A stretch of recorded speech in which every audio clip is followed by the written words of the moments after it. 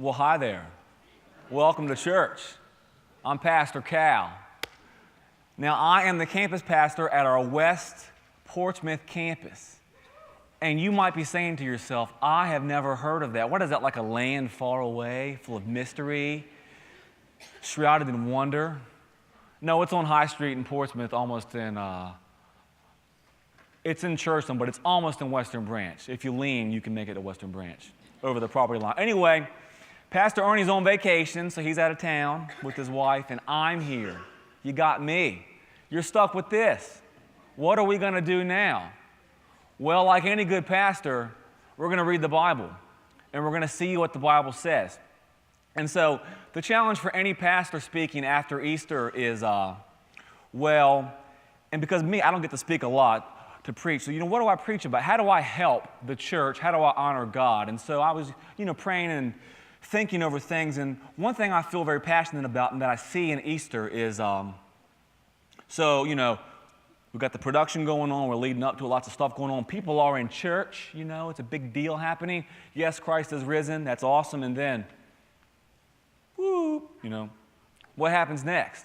What's this really all about? So, Jesus, right, he was raised to life, and he was raised in flesh and blood. So we're talking about how he was there with his apostles, with people. They saw him. They ate together. When he walked around, he made an impression, right? He was a real flesh and blood person after he died. And so that's who we serve. That's who we worship, right? But a lot of times, what we do in church here, it feels very like theoretical and intellectual and spiritual, but how does that relate to the flesh and the blood of life? And that's what's tough, right, is how do you carry this kind of joy, the richness of Easter throughout the whole year? How do you give life life? Does that make sense? How do you give life life? So I think the best way to make this happen is to, number one, we have to respect the Bible, believe in the Bible, but number two, understand the Bible matters from beginning to end. It's a story, meaning it's a true story, but it has like a narrative quality to it. It has a linear quality to it. So people in the Bible writing, they're teaching things, a lot of ideas they take for granted as being true, they're talking about, but they don't actually say it when they're writing. And so, big movie just came out, right? Big Marvel movie, Avengers, Endgame, which I saw Thursday night at 9 p.m. And I won't talk about the movie except to say this one thing. There were 21 movies that preceded this movie. 21 films that in a linear quality mention things that are in this movie so they're all tied together, right? And so I got people I know who are like, well, I saw Thor 2, and I saw Iron Man 3, and I saw The Guardians Volume 1. Can I go see this? Is it going to make sense to me? And the answer is, you got to watch all the movies. I only was not able to see one, The Incredible Hulk, back in 2008. Now I got to go watch it and find out what I missed. But you got to see enough to understand the whole linear narrative quality so this movie has a richness and makes sense to you. That's how the Bible is. If you don't unwrap it and see it from beginning to end, what are you going to understand for us now in the age of the church? Because God did all these great, amazing things for a reason, for a purpose, to speak to us, to show us how the world actually works. So we're going to be reading today in 1 John chapter 2, and we'll look at 15 through 18 in this. And right now, I'm putting grass in my yard, in my front yard. I'm putting in a zoysia grass yard. When I say putting in, I'm hopefully doing that because it takes about 2 weeks to have any of your seed to germinate, and you got to water it 3 times a day. And you can only put it down in like late spring or May in tide water for even having the hope of it working. And the seed has a poor germination rate. And it grows really slow. But as it grows, it grows out and up. And it slowly grows and chokes out everything in your lawn. It just covers it all. So that's the hope and the goal, and it's drought tolerant. So if it grows, if it works, if it's there, if this great work happens, then I'll have a lifetime lawn. And you can all come to my house and roll a ball in the yard, and we'll hang out together. But It requires all this work to happen to get to that point. It has to happen to get to that point. So now John here is writing as an old man, and he's writing about a whole bunch of work that happened to get to a point. And if it hadn't have happened, then John couldn't be talking about what he's saying now. And we have to understand the work that occurred, i.e. the resurrection and all the implications of the resurrection, to see what he is talking about now. So we're going to read and talk about some context and when John wrote. And so, reading now. Do not love the world, nor the things in the world. If anyone loves the world, the love of the Father is not in him. For all that is in the world, the lust of the flesh and the lust of the eyes and the pride of life, is not from the Father, but is from the world. The world is passing away, and also its lusts. But the one who does the will of God lives forever. Children, it is the last hour, and just as you heard that Antichrist is coming, even now many Antichrists have appeared. From this we know that it is the last hour. A few contextual issues here. John calls them children, okay, in 1 John. And he uses this phrase a lot. And he probably says this because John is old. He has been around and seen things. And he's speaking to a collection of churches and saying, you are children, not just that I'm old and you're young and you're like kids to me, but also because I've seen a lot and I know a lot, and you got to know what I know. So John is old. So most believe that John wrote in the late 80s to like 90s AD. So we're like 1 week after Easter right now in like our Christian calendar, but John was writing like 60 years after Easter, the original Easter, when he wrote this letter. Now, John is writing this letter to combat heresy, right? So what is heresy? It's not this hair that you see. Heresy is teaching that does not correspond. I'm just happy that I have hair that I can see, by the way, given my lineage. But heresy is bad teaching. Heresy is anything that would not correspond to the right path and what actually is. So by using the phrase heresy, we're saying that like Christianity actually is a thing. It's like a body of collective teachings that are believed to be true, that apply to everyone. So in what's called the global church, right, there are things that we say are like orthodox, meaning right way of Christian belief, orthodox Christian belief. And so things that aren't like that are considered to be heresy, bad teaching, false teaching.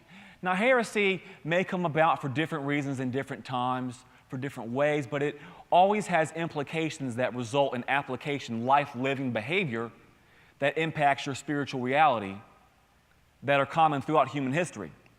So for John, the heresies here that he has to interact with are Greek heresies. So, John lived in the Eastern Roman Empire, right? And Jesus did also. And the Roman Empire was heavily influenced by Greek teaching, philosophy, ideas. And this got into the church in the 100s AD, really into it, and it caused problems for 200 or 300 years and even after that. And so pre-100 AD, they were kind of like early Greek ideas infiltrating, causing trouble in the church. And one of these ideas was the Greek idea of the material world. And so most Greek teaching thought the material world was somehow broken, defunct, or bad, negative somehow, beneath what is actually right. So if there were a God, if there were a divine realm, the material world is like beneath that and lower somehow. And so as this entered into the Christian realm, into Christian churches, believers, and problems, they had heresies. And they were most commonly around the nature of God, how he relates to the material world, and also what Jesus was like.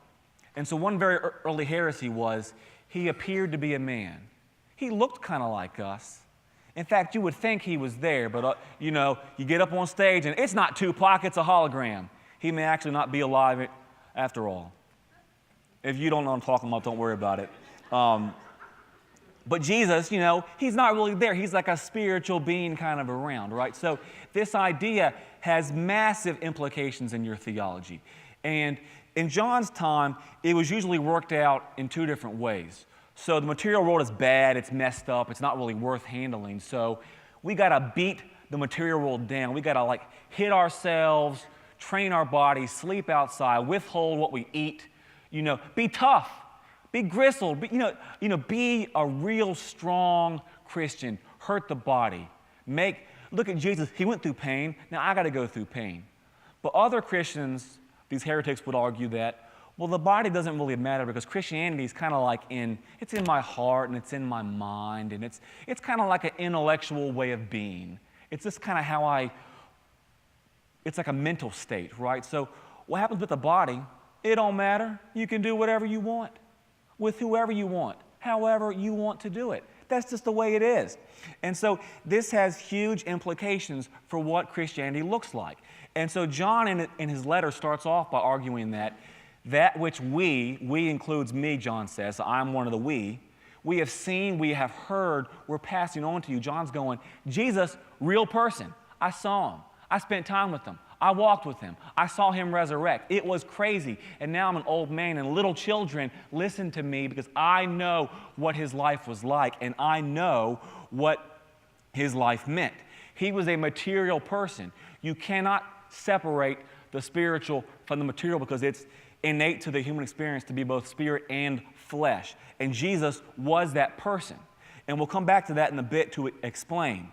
And so in this passage, what John is trying to state is, if you say you're a Christian, I mentally believe in Jesus, but it doesn't matter what I do, how I treat people who have real needs, the poor or somebody that needs my help. It doesn't matter how I handle my body and my sexuality and how I spend my money and my resources. It's all just a fleshly thing. It's no big deal. And John goes, that's not real faith. That's not what Christianity looks like. Christianity looks like something. There are a set of behaviors and a way of being that are directly correspondent to who Jesus is, what he did for you, and what it means to believe in God and want to see God's will lived out. So we'll break this passage down. Don't love the world or the things in the world. That's the passage's main idea. Don't love the world's things. If you love the world's stuff, then the love of God the Father is not in you. You are showing what you believe by how you act. In our world, we're like, that is way too extreme. I can't be held accountable for what I really believe by how I act in real space-time. Don't do that to me, man. Let me just believe things in a lukewarm, weak-minded way and say I'm trying, or we're all on a spiritual journey, and Jesus is my co-pilot, and we're just getting there, and so I just didn't know when I was walking along that I was really being carried by God and he was sustaining me, and all these kind of warm things we have on cards and we put on plaques in our houses and stuff. It is more than that, and we'll see why it's more than that. John tells us that all that's in the world, the lust of the flesh and of your eyes and the pride of life, the boastful pride of life, that doesn't come from God the Father. That's from the world. You're confusing yourself. Christianity looks like something. There are a standardized set of behaviors that are right and honoring to God and live out God's will. Even North Korea, even they punish rapists and murderers and thieves. Are you telling me that you would come to me and say, Cal, I'm not really sure how to live or what to do in the vast majority of difficult situations in our lives, in my life? I mean, this is not some kind of essay in a philosophy class. There's a train coming, and you can either help the pianist, the concert pianist who's classically trained and makes the world way better with his art, or you can help the school bus with the kids stuck on the tracks. But you can't say both. What do you do? What do you do? Most decisions, the vast majority, aren't of that kind of complicated moral nature. We generally know what's right. We don't want to do it, so we cloud it and we shroud it in. But you don't understand my situation. You don't know how difficult it is, because we don't want to do what's right. We want to live by the lusts of the flesh and the eyes. We want to do very simply the things that we want to do on our terms without input from God. And the stuff that we have that we love, the pride of our life, our possessions, perhaps how much money we make, our job, our marriages, our kids, all the things that compose life, we want to use them on our terms, our way, enjoy them how we want to, and we don't want to think about what God might have to tell us about that. What does God think? We go, please don't ask me. I don't want to answer. Okay? But this stuff, this way of living, is not from the Father. It's of the world. And John says the world is passing away, and also its lusts. So all the things we are routinely concerned with, we are working with, trying to make our lives have meaning with, John tells us this stuff is passing away. It is not going to last. You're hitching your horses to a bad wagon. Or you're hitching your wagon to a bad horse. I guess you could say it a few different ways. And children, it's the last hour. So we're saying that God worked and did something. Hopefully, eventually, my Zoja lawn will grow and be there. It's done. And I just maintain it. John is saying it's the last hour. Christ is risen. The next step is he's going to return.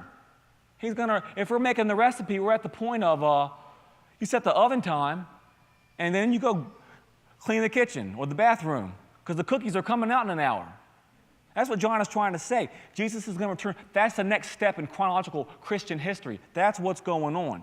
So as you heard that Antichrist is coming, a once-and-all Antichrist is coming, is what he's making the claim of. Even now, many Antichrists have appeared. And that's our evidence of the last hour. There's no more special revelation from God in the Christian story other than Christ's return. We're in the age of the church. Now our job is to proclaim God's will, be a light in our community and our world, and to leave behind the lust of the flesh and of the eyes and the pride of life. That's our job. That's our purpose in this. All these little antichrists, they are archetypes. They are evidences of, chief principal evidences of all the different problems that we see that are contrary to God's will. And so we wrestle with them. And there's always a new one out there somewhere, some new person that stands for, the problems of the age we have to work, the church has to negotiate. So, here are the points today. Don't love the world. Don't love the world. Now, what is the world? I mentioned the 90%, right? We just kind of know the innate right or wrong that is in the world. But Paul writes in Romans 1, he says, and Romans 1 is this great, expansive treatise, theological treatise about the nature of what it means to be a broken human and live in the world. And Paul writes that, therefore, that God gave them over in the lusts of their hearts to impurity, so that their bodies will be dishonored among them. And Paul makes this very highly illustrative and graphic case of this is how blinded and perverse people are, that they've delved into really bad things, really nasty stuff. Paul does not stop and go, well, just look at how they were raised, or look at their environment they live in, or maybe they underwent some kind of like criminal experience or like abuse and they're really broken or hurt. So there's a reason for their addiction, or there's a reason for their immoral sexual behavior, or there's a reason why they had these troubles or that troubles. Paul just says that in humanity, in all of us, are things that are broken about us, that are messed up, that we wish were different, or we should wish were different. For me, it's not always easy for me to speak. But the choice for me is to go, in the midst of my brokenness, do I try to do what's right, to speak the best I can, or be enslaved by my pride, which I might, in my innocuous, well-meaning way, say, oh, it's it's embarrassing to stutter in front of 300 people. It's embarrassing. I'm just afraid. I don't want to be called out like that. But you see, that in a way is the pride of life, you see. It is the pride of life. Hold on to what I have and not stepping out on behalf of God to do what I ought to do. And each of us has our own story, our diverse and number of ways, struggles we have and problems. And so Paul's making the case, you're broken because God withdrew from creation. We as Christians, Jesus and Paul, both argued for the Garden of Eden persuasively in their writings. And so what do we see in the Garden of Eden? We have the snake coming to speak to Eve, and the snake tells Eve, hey, God gave you this choice, some kind of way to represent or stand for a possible way to not do what God wants you to do. And it's this tree. If you take of this tree, if you do this thing, you are acting contrary to God's will. You are sinning. You're disobeying God. And Eve looks at the tree and says, well, there's lots of reasons I could eat from this. I kind of like it. I kind of want to like it. I kind of want it. I guess I'm going to do it. But I'm kind of worried what's going to happen next if I do it.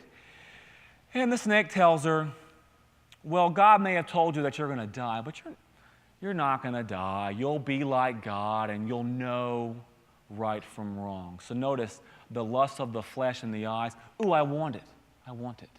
And then the pride of life. I can have it and be something and then hold on to it.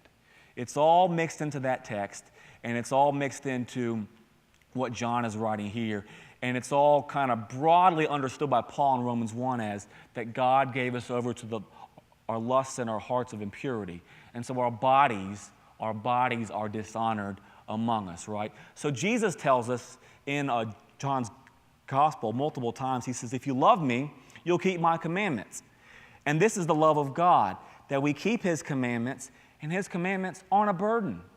You see, doing stuff God's way is the right way, and it's the best way, and no matter how you feel about it, this is just the truth. It just is what it is, right? It is what it is. So do not love the world. Flesh, you got your prideful lust in your flesh of your eyes. You want something you don't have, and you don't care if it's right. You just want it. And you got the pride of life, the boastful pride of life. What you do have, you go, look at my stuff, man. I'm sufficient. I can do it on my own. I got it going on.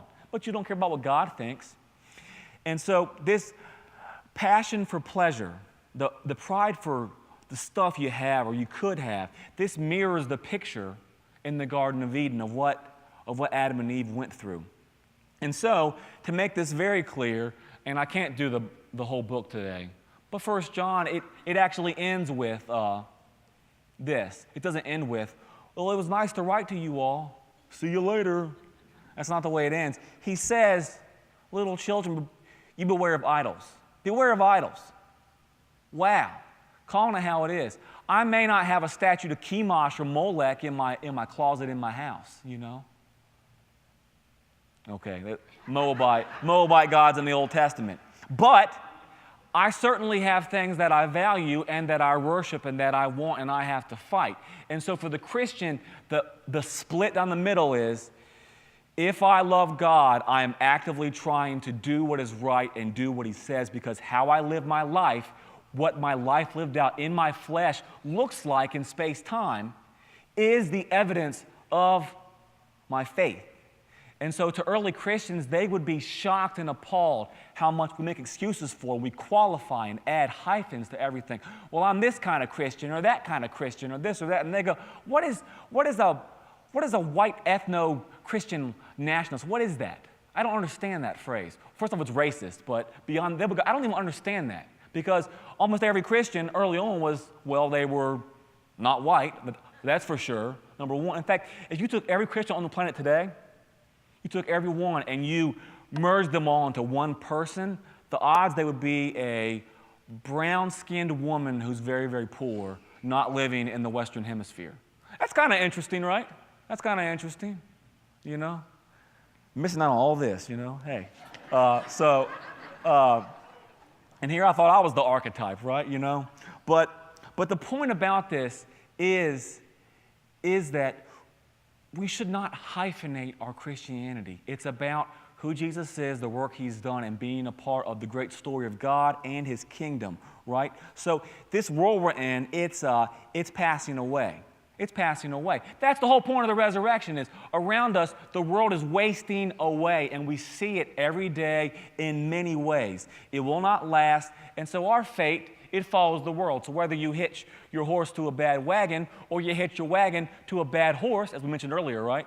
You are going to, if you're tied to the world, you're going to get the world's result. And that is why for John he's going, I saw Jesus Christ resurrected. I saw the empty tomb. I saw him in the flesh. And now I'm talking to you. You have to understand this is the new way things are going to be. And that's what I'm hitching my wagon to.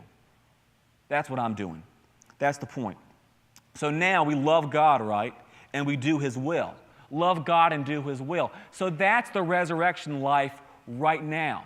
That's the life right now. I don't know what you're going through, but as a pastor, I do pastoral things. People talk to me about the problems and their concerns, and I have had experiences just that I know. And I know people are hurting, and I get that they're broken, but I don't know everybody's case, and I don't need to know. But see, resurrection life is wherever you are and whatever you're doing, no matter how broken you are, what's going on, you live your life like the resurrection is true in the mind and the heart and the body. The whole spiritual material is all tied together into one person because, hey, guess what? Every single person, including me, we're flesh and body. We're spirit and flesh. I got it right the second time. Yeah, nice. See? Okay, cool. So, in the past year, I've seen men that I really respect be very ill, be broken up in their body, and I've watched them die. And I've been at their funerals, and they've been hugely encouraging to me. And what's beautiful, but also in a way ironic, but ironic in a good spiritual way, is I witnessed more resurrection life in those men who were dying than I see in most people I see every day. That's weird. I had a guy at West Portsmouth, my campus, and he passed away over Christmas. And he was one of my greeters and handing out programs. And he was and I've talked to them in church over there many times about this, just a great encouragement to me when he was racked with illness and broken apart in his body and clearly in pain. He would skip going to Connect Group because he wanted to serve and hand out worship programs. And he would tell me, he said, I can't make it all the way upstairs to my class, but I can make it to this chair, and that's the ride I had to church. And he would just sit in a chair for almost an hour waiting to hand out worship programs to 60 people who could just walk by and pick up themselves. And that's a very small thing, but you talk about resurrection life in the midst of stuff falling apart. Sheesh. That was, I still have a hard time. Like how do I live my life in light of that? So it's really powerful stuff. So, and I love that man, and I believe I will see him again one day. So last point is you love God, you do His will, right? In fact, even more appropriate, loving God actually means doing His will. Loving God means doing His will. So that's resurrection life. If you love God, you will do what He wills. And so stop the qualifications and the excuses. Stop explaining and elaborating and changing what it means to be a Christian to suit your special needs or preferences in your life. When I was in seminary, one of my professors, who was very hard, he was from Maine, and he had the awesomest Maine kind of brogue accent. And he would say this in class, and I found this to be very true in my life. He would say, we all think that we are the exception to the rule. We all think that we're the exception to the rule. And what he meant was, we're like, oh yeah, I believe in the Bible's understanding of marriage. Oh yeah, I believe in how the Bible tells us to handle money and our possessions. Oh yeah, I believe in how we should treat our neighbor and love them. But then it's like, look, my neighbor, you don't understand. He is just, his dog just goes on my lawn and ruins my zoysia. He ruins my zoysia lawn I worked so hard for. And I just hate him so much, and I'm just working on it and trying to figure it out. But really, I don't want to figure it out. I just hate my neighbor, you see. Now, my neighbors are cool. That was a made-up story. But there's each and every one of you have stories just like that you can relate to, right? And so stop qualifying, making excuses for what it means to be a Christian and how you live. Obey the Bible. Like I said, 90% of the issues in life we know are right or wrong. We just know. It's not really morally questionable or like nebulous. We want it to be so we can do what we want to do. Because we all think that we're the special case, right? And so when it's hard, obey the Bible. Obey the Bible. But you can't obey the Bible if you don't read the Bible or talk about the Bible or be around people who know the Bible. So very practically, tomorrow night, Monday night at 5:30 in this parking lot, there is a bunch of men going to see a movie at MacArthur Mall, okay? We're all driving together. And it's a movie about how to be a man in a world where men are just woefully lacking and falling apart, okay? And maybe you can't make it here to right over there at 5:30 to this movie about what it means to be a man and how to live out God's principles. You could still meet us at MacArthur Mall at 6 for Panda Express in the food court. Sitting next to me, hey. Maybe you can't make it to the food court. The movie's at 7. You could meet us all there. Maybe you don't know what the men in our church look like. You know who I look like. You know what I look like, So you can find me. So there's a bunch of ways to get there to make it. So I say go. Go. Start living out what God wants you to do in practical, clear ways in your flesh and earth, your body right here, right now. And avoid the urge to get all pretzel-y about things. Now, what does that mean? I don't even get all pretzel-y, right? So I used to teach, when I was in seminary, my wife and I taught a class in North Carolina at the church we went to. It was a class for kids. It was like elementary age kids. So I'm teaching, and they're like, what a loser nerd this guy is. So, we're sitting there doing everything, and I had this kid in my class, Brady, and this kid, man, it's like he had like no tendons or ligaments in his body or no skeleton. He was so flexible. It's like he's a really smart kid, and like I'm teaching, and you're like, Brady, are you listening? What I just asked? He just answered it verbatim. So you can't really, tell him to stop doing what he's doing. But he's on the floor, like contorted, like, looks like a pretzel. I was like, it was like the craziest thing. But we live in a world now where our behaviors and our world and our culture are changing in rapid ways. And being a Christian and standing up for what's right can be difficult and hard. People are like, well, does the Bible really say those things about how to handle money? Does the Bible really talk about people going to hell? People really get judged for their behaviors? Does the Bible really talk about what my sexuality and my desires and what I do? The Bible could really, no, they don't understand the modern world. They don't understand how we are today, right? And so you can see them kind of getting pretzel-y, contorting, twisting, Jesus didn't talk explicitly about how we understand homosexuality today, or how he didn't have our enlightened view of gender.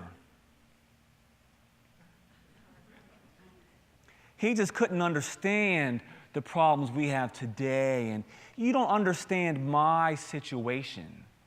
I'm the exception to the rule, right? So we're getting all pretzel-y, right? But that's not how this works. We know how the world works, and we know how things are.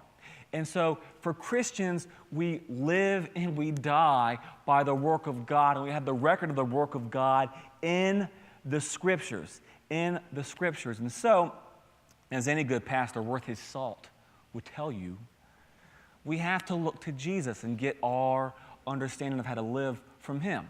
So when I was in my undergrad, this is the message about college today for some reason. I rarely ever think about college, but it just happened to work for my message today. But I was in my undergrad. I was a religion major. I had a class on religion in the movies.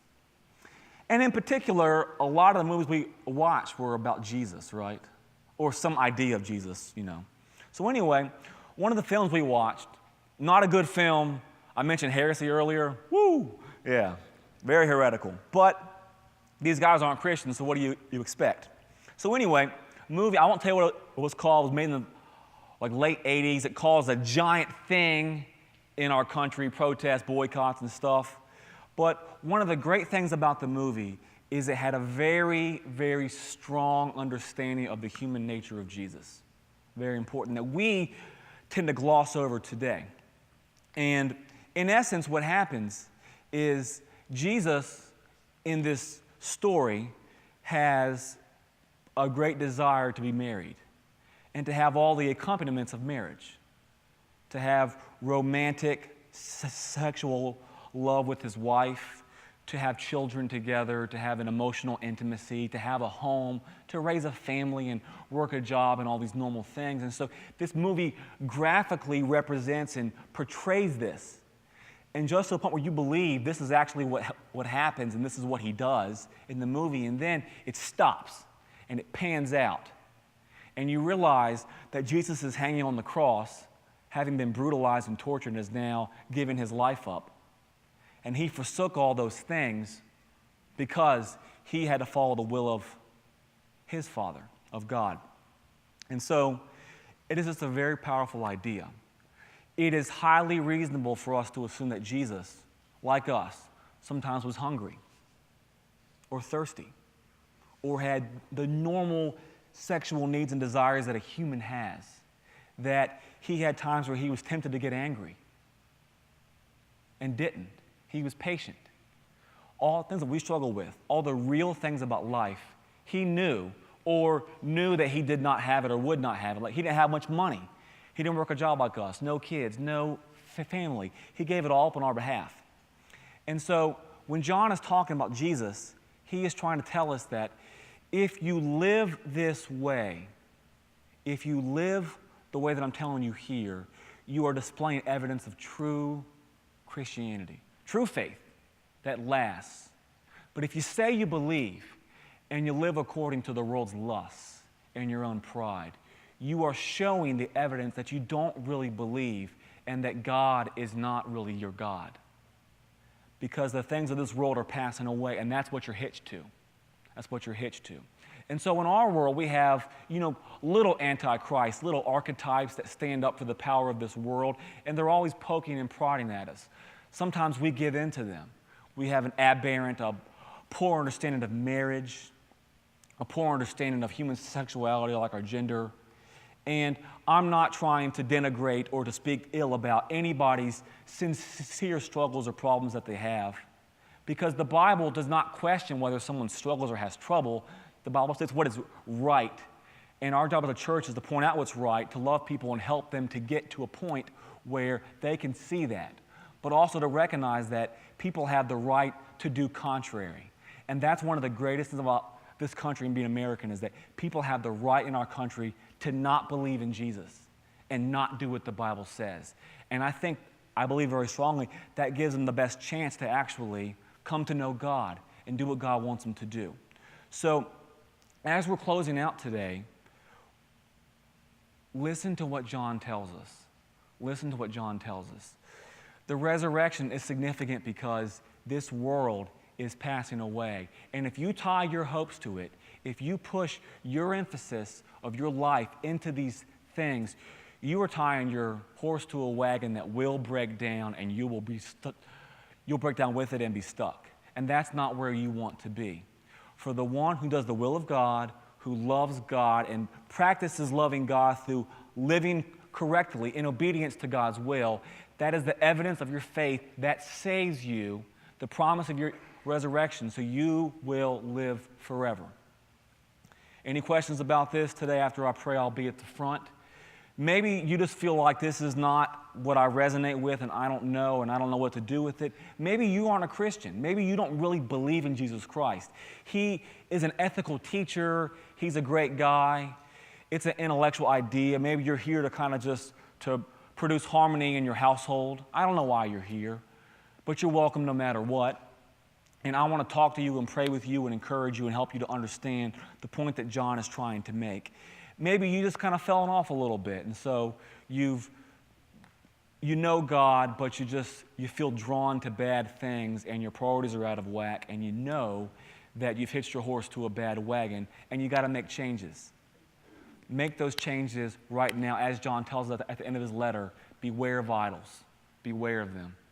Even Chemosh and Molech, but also just the things you put up in your life instead of God.